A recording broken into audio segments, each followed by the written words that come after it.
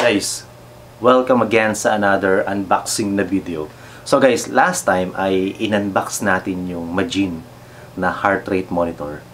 Kaya lang after I think almost a month ng paggamit nito sa cycling and sa running, ay napansin ko medyo mabilis siyang madrain. Parang mga 5 to 6 hours lang. Wala na, hindi na siya kumukonect. Napagdesisyonan ko na i-return yung item. Fortunately, after nating i-return ay nirefund agad yung ating binayad. And ang ginawa natin ay bumili tayo ng ibang armband na heart rate monitor. Ito yung kinuha natin. KUSPU HW9. So, cheaper ng konti itong KUSPU.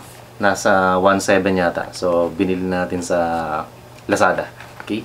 So, ito yung armband. So, bakit ba armband ulit? Wala tayong kadala-dala. Pero may kasama pa siyang additional na strap, oh. Siguro pagka medyo malaki yung braso mo, baka ito yung pwedeng gamitin. Ito yung charger. Magnetic charger. And then, may manual, of course. Innovative 5-color LED heart rate zone. So, umiilaw kasi ito eh. Sa nakita ko doon sa mga review, umiilaw siya. May part lang na umiilaw. Then, may color coding, 5 LED colors, depende sa heart rate zone. Tapos, compatible sa fitness apps, devices, and equipment with Bluetooth and ANT. Brand new design, nylon armband strap. Greatly improves the flexibility and comfort. So, dun sa mga review na nakita natin sa YouTube, umaabot to ng 35 hours. So, tetestingin natin yung actual niya kung talagang aabot ng 35 hours yung fully charged niya. Okay, so again, optical sensor siya. May plastic pa yung likod, oh. Kita ba? So, tanggalin natin yung plastic. Stretchable. Again, meron tong button dito sa baba. Try natin yon. Yan, nag-blink, oh. Yan, nag-blink siya.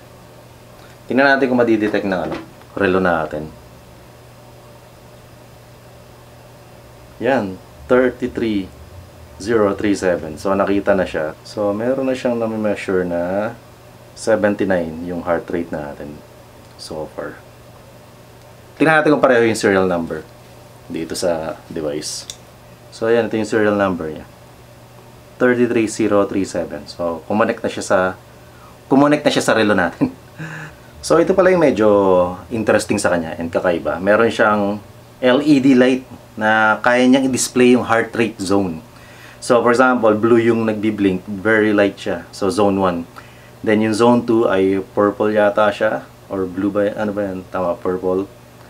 Then, zone 3, 70 hanggang 80% ng heart rate, ng max heart rate, moderate. So, green siya. Tapos, yung zone 4 niya ay, I think, orange ito. Then, zone 5, pula. Meaning, nasa maximum effort ka. Nasa 90 hanggang 100% ng iyong max heart rate. So, try natin kung madidetect ng ating Garmin Edge, which is isa to sa importante. Okay. Okay. Search sensor. So, select, search all. Yun. Ayan, nakita nyo yung serial number, same. So, select natin. Tapos, add. So, ayan, nandyan na yan, found. Try natin on yung activity. Yun, nakikita nyo, 78.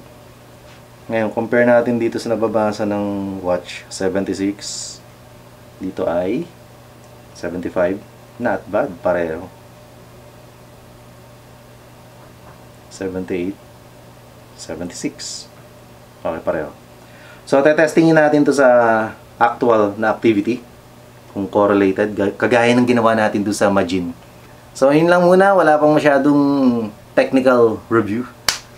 Titingnan natin kung correlated sila sa actual na ride or run siguro. Thanks for watching. See you again on our next upload. Putik na bubulol na ako. See you again on our next upload. Thanks. Bye-bye.